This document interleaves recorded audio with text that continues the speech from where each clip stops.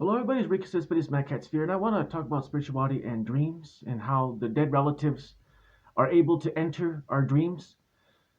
And a lot of mediums don't seem to know that how they go about doing it. And I made a video about this many years ago, talking about it, and I came up with a theory that I believe is true that a lot of spirits end up premeditating and creating a scenario. They create a dream for you and them to be in together. And so they create the scenario beforehand, and then they bring it in while you're sleeping. And so what happens is that it's all premeditated, it's all thought out beforehand before it all starts. So it isn't just all random. But the thing is that if you're having emotional problems or stress, or if you're doing drugs, or if you're drinking and having hangovers, this can mess up with the message that the dream is trying to deliver, or the spirit is trying to give you. So if the spirit is trying to, like for instance, a lot of times people have nightmares about their dead relatives and their friends and family, and then they wake up and they say, "Well, how come I had a dream like that? What does that mean?" And then if they're kind of spiritual, they're gonna think, "Well, does my dead brother or sister or my friend think of me? Are they angry with me for making a scary dream or a weird dream like that? Like they never smoked before. Why are they smoking in the dream? They never attacked anybody before in life. Why are they attacking someone in the dream?" Those are just examples, but you see, the thing is, though, is that when you're not in your own state, when you're drunk or doing drugs, things like that, that can mess up with their plan, with the setup of the dream that they created beforehand, so that you and them could play in it. But since they're going into your world and they're going inside of your energy, it's hard for them to maintain that structure, the structure of that illusion of the dream. And so it's more easier for them to maintain that structure in the dream when you're in a relative emotional balance. So, like if you're having nightmares about your friends or something like that, or you're having some weird dreams about your dead relatives or friends, and they never did those things, don't take it out on them. Don't get angry. Don't get scared. It's just your own self messing up with the plan of their dream.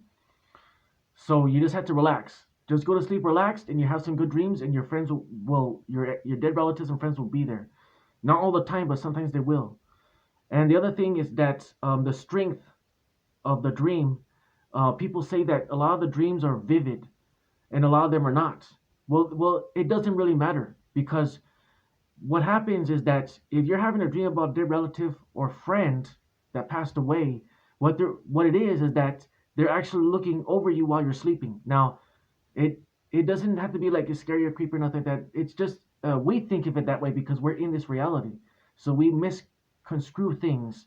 But the afterlife, this is nothing but just a one-dimensional, floozy kind of like playground. It's nothing threatening, so we have to think of it like that.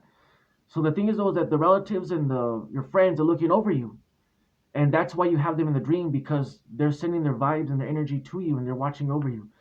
And as they're watching over you, they're entering it at the same time. They're entering your mind in your dream, and they're bringing that little fun little adventure that they created for both of you to be in.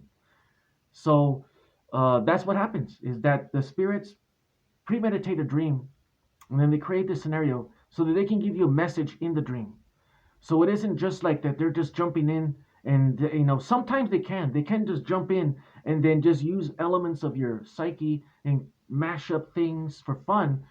That's kind of hard, I think. But to premeditate something is more easier, to have a set up plan. And that's why in a lot of and haven't you noticed that when you're in a dream, you're like you're like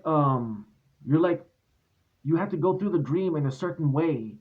You don't have control. Like it's like sitting in a roller coaster ride, and you're just being pushed along in the dream, sitting and observing. You're just sitting, and things are just happening, and you're just kind of going along. Has that happened to you? That's happened to me. And what happens is that the reason why it's like that is because that's the setup. The relative, they set up the dream in a certain way so that you have to follow a certain path, so that you can get the messages right here and right there, certain moments, certain times, certain ways, so you don't have too much control. A lot of dreams are like just set up to where like you're just kind of riding along and going along with the dream, like a ride. And especially this is very special, very specific with the relatives when they create a dream. They set it up to where you're just sitting down and your spirit and psyche just kind of goes through the motion of the dream, so you can get the certain message at this time, a certain symbol at this time. They speak to you at this way, and at the very end they have a climax or something like that, and something. So that's the thing, is that the spirit, they set things up because they're always trying to send you messages, and sometimes they just do it for fun. In between your life they have big messages, and then in between them they have fillers that are just kind of fun, brief little things just to have fun with you. And I've had many of them with dead relatives and friends. Very fun dreams, very exciting, fun dreams. And so that's the thing, is that the spirit world and the afterlife, your relatives always looking over you. They're always, your friends and family is looking over you, and they're always trying to send messages, and they enter their dreams, and they premeditate everything. Nothing is just out of context. Everything is always for a message. And if you have nightmares, it's because it's your own fault. It's your own psyche messing up with the message. You know. And I want to add something, a little add thing here real fast, is that about like this life review. Like when people die, this is very similar to the dreams when you have nightmares with from friends and family when you mess up their plan. Is that when you pass away, and a lot of people say that they when people have near death experiences, they say that they have like a bad experience.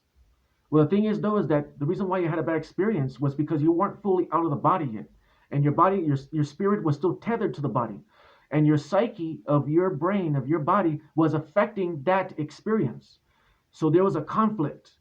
Your body is still connected to the earth and the energy of this living world. That your nightmares and your worries and anxieties were messing up with the experience of that transcending experience of that little bit of that near death. It was messing up the near death experience.